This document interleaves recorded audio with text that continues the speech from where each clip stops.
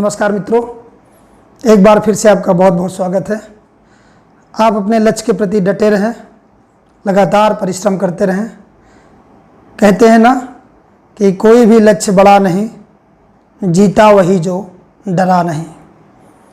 तो आप बहुत साहसी बने, लक्ष्य के प्रति लगातार चिंतन करते हुए आप अपने लक्ष्य को प्राप्त करें। इन्हीं शुभकामनाओं के साथ आज हम लोग एक और महत्वपूर्ण टॉपिक पे चर्चा करेंगे। आधुनिक भारत के इतिहास से संबंधित लॉर्ड डलहौजी है, जिसकी हड़प नीति पूरी दुनिया में प्रसिद्ध है और अंग्रेजी साम्राज्य का इसी नीति के तहत उसने सर्वाधिक विस्तार भी किया।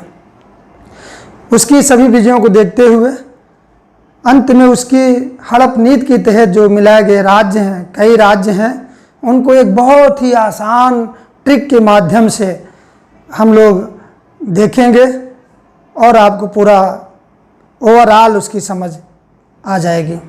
चलिए, लॉर्ड डलहौजी 36 वर्ष की अवस्था में उम्र में भारत में गवर्नर जनरल बनकर आता है। साम्राज्यवादी नीति का ये पोषक था और देखिए बिल्कुल उसी तरह था। वेलेजली 37 वर्ष की उम्र में आता है, कितनी देशी रियासतों को अपने संरक्षण में लेता है। ये तो उससे और एक साल कम है, 36 वर्ष का। स्वाभाविक है कुछ अधिक आक्रामक भी था और रियल में बिल्कुल आक्रामक भी था। तो चलिए हम लोग इसको देखते हैं। जब लॉर्ड डलहौजी गवर्नर जनरल बनकर आया तो इसने अपनी साम्राज्यवादी नीति कार्यान्वित करने के लिए निम्नलिखित 3 उपायों का आश्रय लिया। यानी 3 उपायों के माध्यम से उसने अपने कार्य योजना को सफल किया। देखिए, तो पहली जो उसकी उपाय है वो है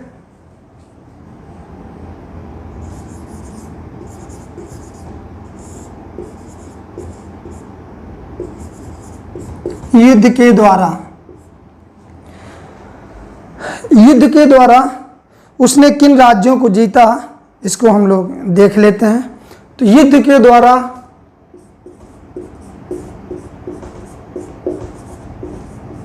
सिक्किम राज्य के कुछ दूरवर्ती क्षेत्रों को उसने जीता, जिसमें दार्जिलिंग क्षेत्र भी आता है।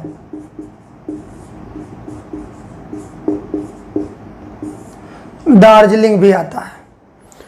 पहली विजय उसने सिक्किम क्षेत्र को, दूसरा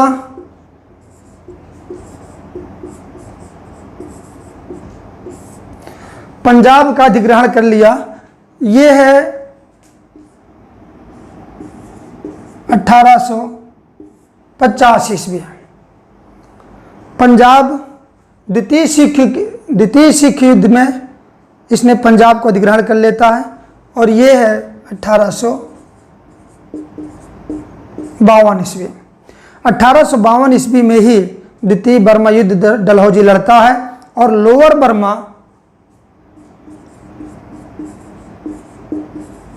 लोअर बर्मा जिसे आप पेगू का क्षेत्र भी कहते हैं, उत्तरी बर्मा, इसको अधिग्रहित कर लेता है। तीसरा, पहला युद्ध के द्वारा। दूसरा, कुशासन और भ्रष्टाचार का आरोप लगाकर। देखिए, ये नंबर 1 है। नंबर 1 में, दूसरे में कुशासन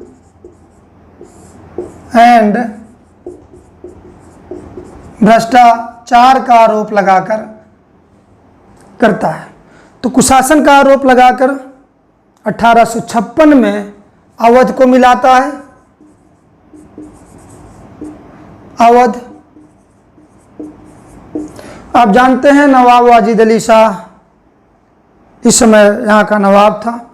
कुशासन का आरोप लगाकर इसको मिला लेता है और जो कि 1857 के विद्रोह का एक बहुत बड़ा कारण बनता है। वैसे तो डलहौजी की सारी नीतियाँ जिसने भी सुधार भी बहुत किया, लेकिन जो साम्राज्य विस्तार वाली नीति थी वो कहीं ना कहीं विद्रोह के लिए बहुत उत्तरदायी थी। दूसरा, इसने बरार को भी मिला लिया था। ये 1853 में जो निजाम के अंतर्गत ये क्षेत्र था, ये इसको मिला लेता है। तीसरा जो उपाय है, तीसरे उपाय जो सबसे अधिक चर्चित है, इसको हम व्यपगत का सिद्धांत या राज्य अपहरण का सिद्धांत, और इसी को गोद प्रथा निषेध के नाम से भी हम लोग जानते हैं, डॉक्ट्राइन ऑफ लैप्स। इसके तहत इसने जिन राज्यों को मिलाया उसको हम लोग एक लाइन में एक सूत्र के माध्यम से, कभी कभी इसका क्रम पूछ लेता है, कन्फ्यूजन हो जाता है कि पहले किसको मिलाया बाद में किसको मिलाया, तो इसी लाइन को हम लोग एक लाइन में देख लेते हैं।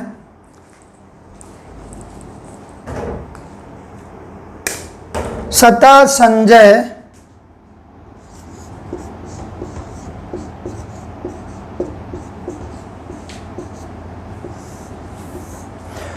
सता संजय अपने मित्र, अपने दोस्त बा उदय के साथ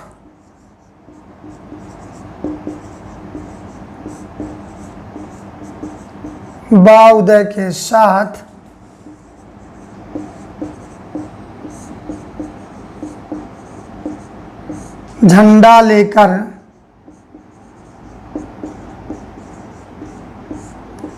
अवध गया। इसी लाइन में आपको पूरी तरह कंफर्म हो जाएगा। सता संजय, दोस्तों का नाम तो याद हो सकता है ना, आप अपने दोस्तों में किसी को इन नामों पे रख लीजिएगा।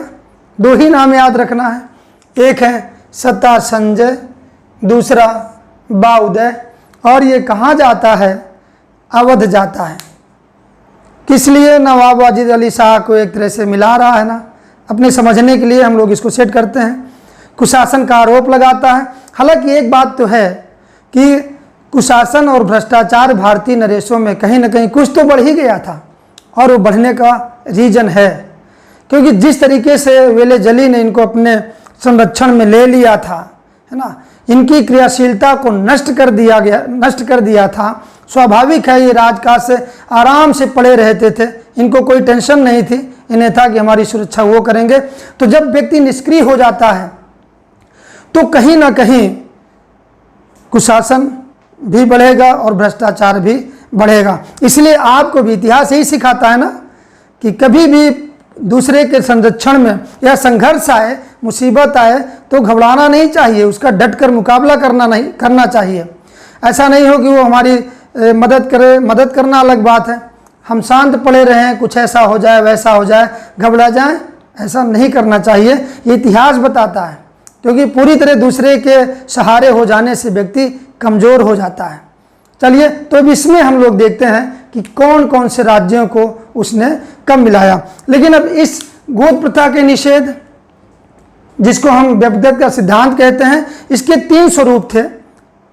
3 श्रेणियों में वो देशी रियासतों को बटी हुई थी, इसे आप याद रखिएगा। पहली श्रेणी वो थी कि जो रियासतें पूरी तरह स्वतंत्र थी और उन्हें गोद लेने का अधिकार था।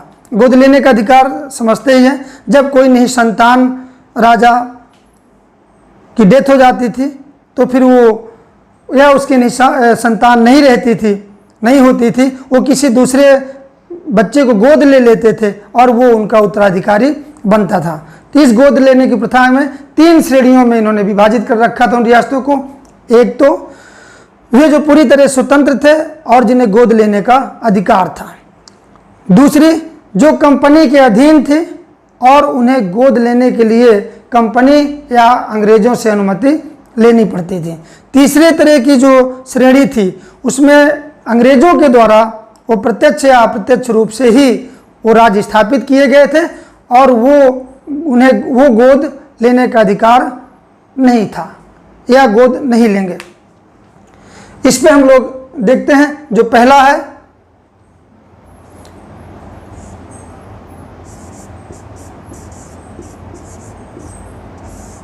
सतारा 1848, सबसे पहला शिकार इसकी नीति का बना था सतारा।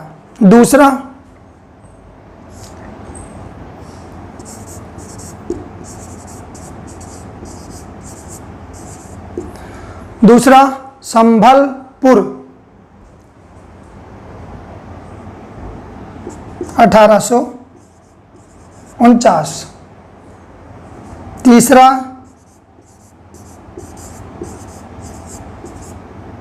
जैतपुर, ये भी 1849। तो सता संजय, सतारा, संभलपुर, जैतपुर, उसके बाद अपने दोस्त बा उदय, बा मीन्स बघाट,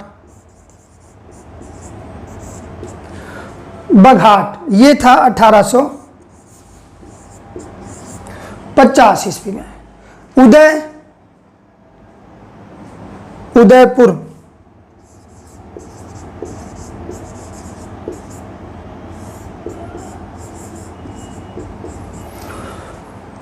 ये 1852। तो सता संजय अपने दोस्त बा उदय के साथ झंडा लेकर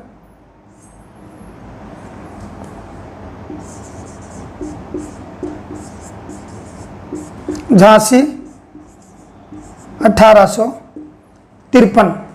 झंडा ना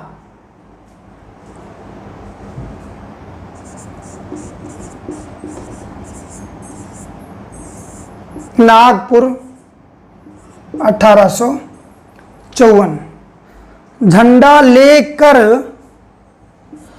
एक करौली भी आता है जिसे 1853 में वो नहीं स्वीकार कर पाता, लेकिन संभवतः 1855 में उसको भी अपने राज्य में मिला लेता है 1855।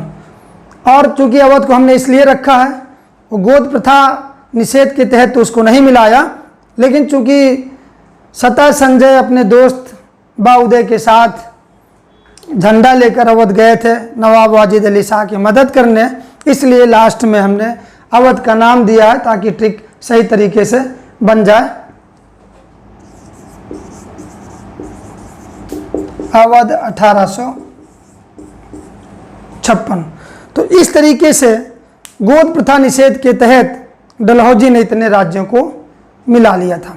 इसके साथ ही साथ राज्य विस्तार के लिए और इसने क्या किया, देखिए नाना साहब की पेंशन के आधार पर,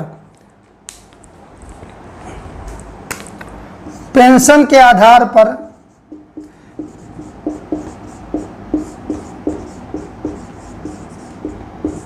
नाना साहब की पेंशन बंद कर दिया था। पहले था कि ये कुछ राजा जो भी अधीन भी हो जाते थे, लेकिन कुछ राजाओं को, कुछ शासकों को पेंशन मिलती थी। डलहौजी ने उस सिस्टम को भी बंद कर दिया। साथ ही साथ तंजौर,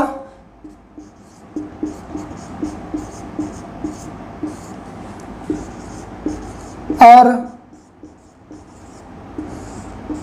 कर्नाटक के शासकों का पद समाप्त कर दिया।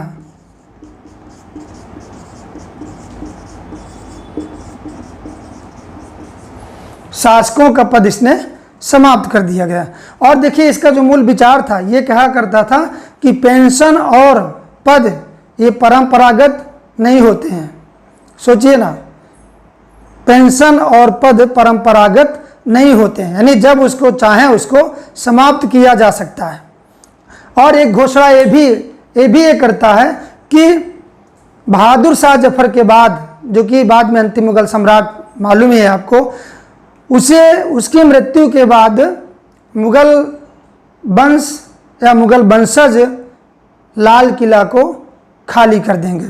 तो इस तरीके से डलहौजी अपनी नीति विस्तारित करता है और उसके जो तमाम सुधार हैं उसे आप लोग अलग से पढ़ ही रहे होंगे।